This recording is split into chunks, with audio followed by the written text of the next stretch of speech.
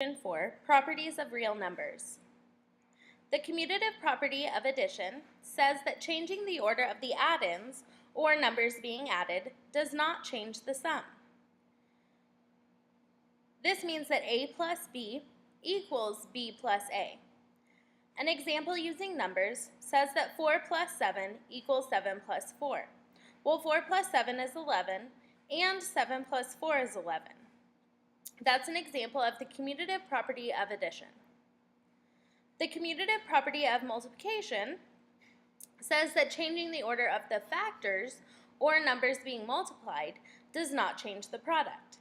Or a times b equals b times a.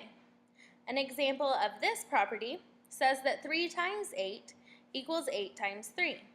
Well, I know that 3 times 8 is 24, and 8 times 3 is also 24. That's an example of the commutative property of multiplication.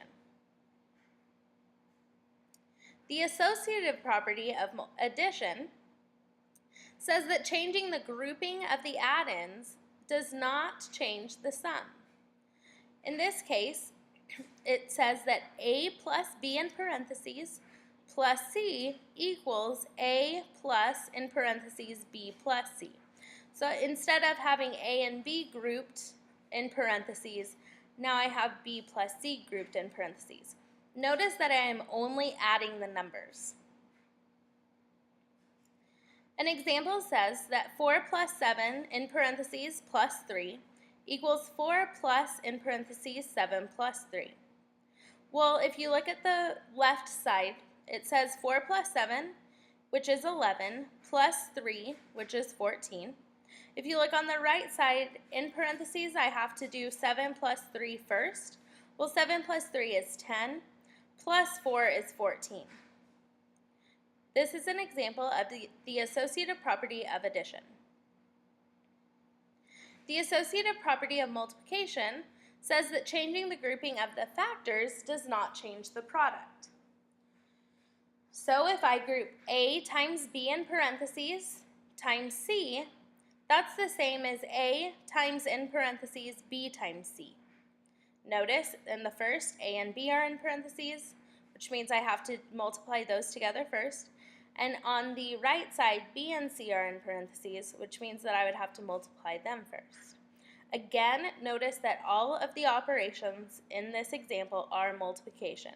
You cannot have mixed operations and use the associative property of multiplication or the associative property of addition. An example, in parentheses, I have 2 times 5 times 3 outside of parentheses equals 2 parentheses 5 times 3. Well, on the left side, I need to do 2 times 5 first, which is 10, times 3, which is on the outside of the parentheses, is 30, equals 2 parentheses 5 times 3. I need to do 5 times 3 first because they're in parentheses. 5 times 3 is 15, times 2 is 30. This is an example of the associative property of multiplication. The identity property of addition says that the sum of any real number and 0 is the original number. So a plus 0 equals a. An example says 85 plus 0 equals 85. I could plug any real number in for a, and this is going to be true. This is the identity property of addition. The identity property of multiplication says that the product of any real number and 1 is the original number. So a times 1 equals a. An example says 48 times 1. Well, any number times 1 is itself, so 48 times 1 is 48. This is an example of the identity property of multiplication. The 0 property of multiplication says that the product of any number and 0 is 0. So a times 0 equals 0. An example, 7 times 0. Well, any number times 0 equals 0, so 7 times 0 is 0. That is called the 0 property of multiplication. Multiplication property of -1. The product of A and negative 1 is negative A. So A times negative 1 equals negative A. An example would be that 67 times negative 1 equals negative 67. That is the multiplication property of negative 1. It makes the number its opposite, or its negative. Which property is illustrated by each statement? A, we have 31 times 0 equals 0. The property illustrated is the zero property of multiplication because it states that any number times 0 equals 0. Next we have in parentheses x plus 3, close parentheses, plus 6, equals x plus in parentheses 3 plus 6. Notice that I have all addition and that the numbers that have been grouped together have changed.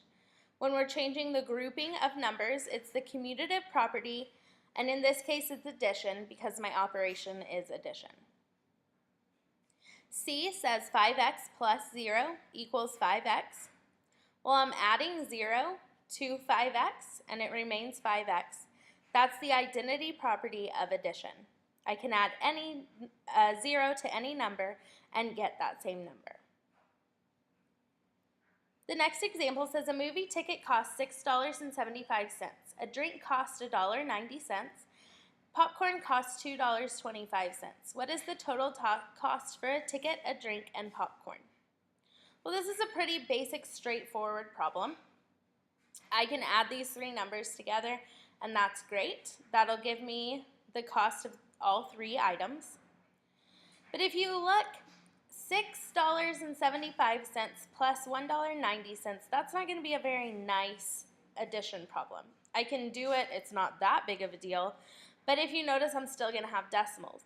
If you look at all three numbers, I could get 675 plus 225 and 75, the 0.75 or 75 cents plus 25 cents is going to make that a whole number. So that's going to be nicer to add. So I can use some properties to where I have $6.75 plus $2.25 grouped together. The first thing that I need to do is use the commutative property of addition so I can get a nice whole number to work with. I'm going to switch what's in parentheses. I'm going to flip those numbers. So now I have $1.90 plus $6.75. Notice that since I flipped those, I have $6.75 written right next to $2.25. So now I can use the associative property of addition so I can get a nice whole number to work with again, and I can just group $6.75 plus $2.25 so that I'm doing that operation first because it's inside of the parentheses. Well, $6.75 plus $2.25 is 9. And I have $1.90 plus 9, which equals $10.90. Now, that might seem silly for that problem, but sometimes when we're working with larger numbers or just fractions especially, it's nice to be able to have a whole number to work with. So there's an example of how we can do that. The next example asks us to simplify each expression. A is 4 parentheses 8 times n.